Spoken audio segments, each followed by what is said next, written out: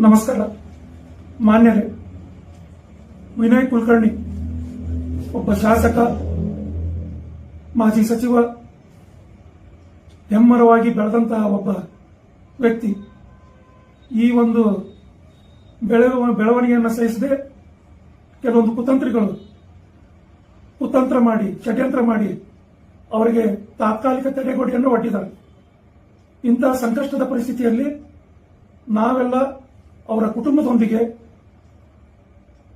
ವಿನಯ್ ಕುಲಕರ್ಣಿ ಅವರೊಂದಿಗೆ ಇದ್ದೀವಿ.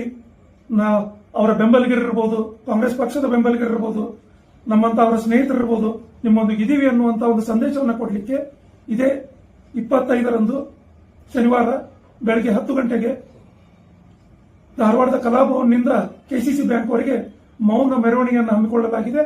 16,000 ಜನ ಅದರಲ್ಲಿ ಪಾಲ್ಗೊಳ್ಳಲಿದ್ದಾರೆ. ಸಂತೋಷದ ಕ್ಷಣಗಳಲ್ಲಿ ಪಾಲ್ಗೊಳ್ಳೋದಕ್ಕಿಂತ ಇಂತಹ ಒಂದು ಕಷ್ಟದ ಸಮಯದಲ್ಲಿ ನಾವು ನಿಮ್ಮೊಂದಿಗೆ ಇದೀವಿ ಅನ್ನುವಂತ ಸಂದೇಶವನ್ನ ಕೊಡಬೇಕಾದದ್ದು ನಮ್ಮೆಲ್ಲರ ಧರ್ಮ. ಅದಕ್ಕಾಗಿ ಅದರಲ್ಲಿ ಸಹಸ್ರಾರು ಸಂಖ್ಯೆಯಲ್ಲಿ ಜನ ಬಂದು ಅವರಿಗೆ ತಮ್ಮ ನೈತಿಕ ಬೆಂಬಲವನ್ನ ಕೊಡಬೇಕು ಅಂತ ತಮ್ಮ ಕಳಕಳಿಯಿಂದ ಕೇಳ್ಕೊಳ್ತಾ ಇದ್ದೀನಿ.